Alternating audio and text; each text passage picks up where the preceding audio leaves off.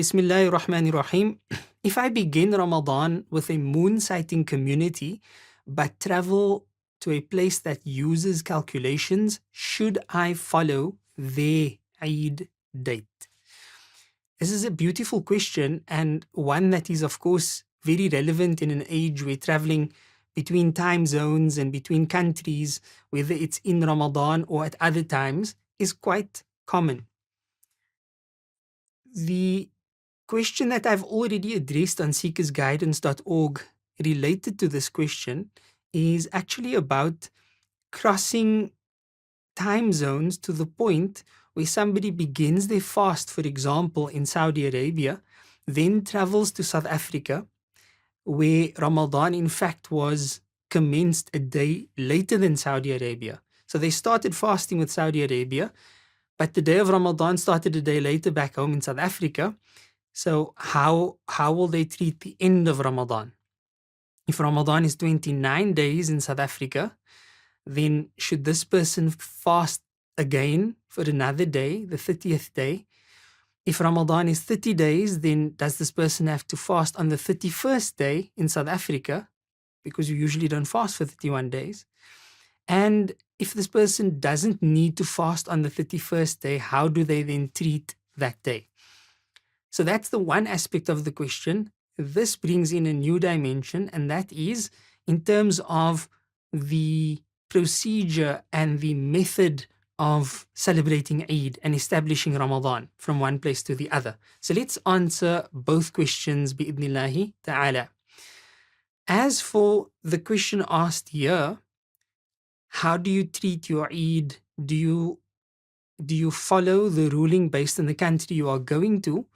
Or do you follow the ruling based on where you come from? This is a very important question and it will shed light on a number of matters.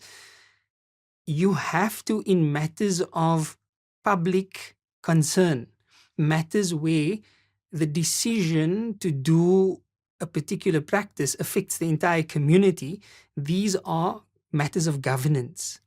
And under Muslim rule, the ruler, the Amir, the Sultan, the Khalifa, he will decide which fiqh opinion will be put into place, and the Hakim or whoever he places in charge will then decide Eid is going to be on this day or Eid is going to be on that day.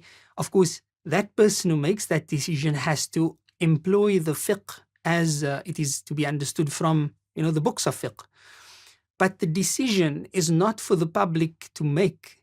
So even scholars, who are living in that particular district or within that kingdom or within that rulership, they may have a different preference for which fiqh view to follow. But their preference is irrelevant in relation to practicing Eid for that area or for that land, because there is a system and the ruler makes a decision under that system. This is a matter of governance. What this means is that while we have different approaches and methods of calculation in our fiqh, only one decision is put into practice, and the person who makes that decision is the ruler.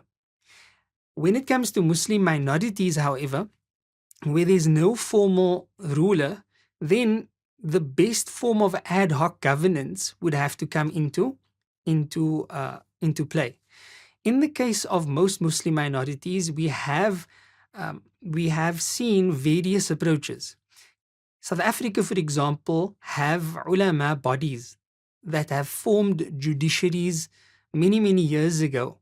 And they essentially serve the function of the qadi, of the hakim, of fatawa, and the communal decisions are entrusted to them. So once a decision is made by the governing body of scholars, then that is the decision that everyone should follow.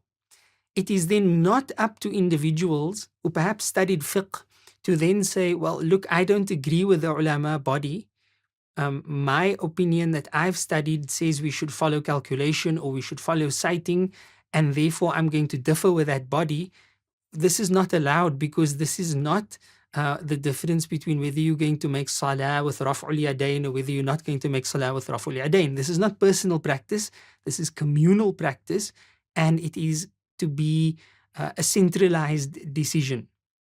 The problem, however, is within minorities, because these are ad hoc forms of governance, we often find that the community, doesn't necessarily agree as to whose opinion is final, who is the leader, who gets to call the shots.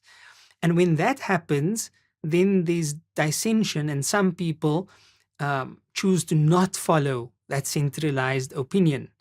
That's when we have issues. So, to answer your question based on this principle, you have to follow what the country to which you are traveling is following, and they have to follow what their ruler had put into place.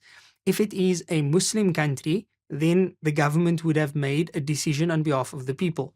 And if it is a Muslim minority situation where uh, there is no formal form of Islamic governance, then there would be a system, if not centralized to the degree that we have in South Africa or the Western Cape, then to the best possible degree that you can establish in your region, whether that is referring to what the majority does, but inevitably you will have to consult your scholars, um, your local scholars, as to how to treat the situation.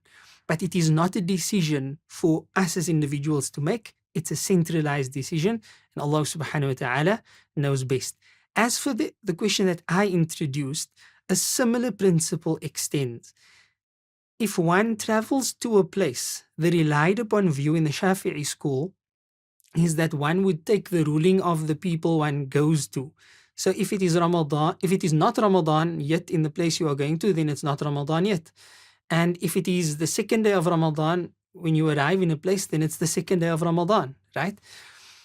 Um, so the relied upon view is that even if one fasted 30 days, so you leave Saudi that started on one day, then you go to South Africa that started a day later, you would have to then complete 30 days if South Africa is fasting for 30 days.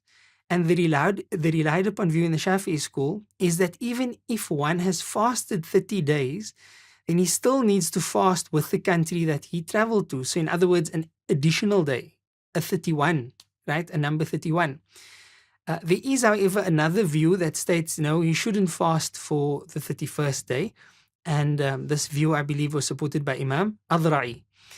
If one travels and finds that, you actually started a day later in your country of origin and a day earlier in the country that you are going to, so you end up fasting for 28 days, for example, then he should observe Eid with the country that he is going to, and he would then have to make up an additional day for the day that he missed, because you can't fast for 28 days.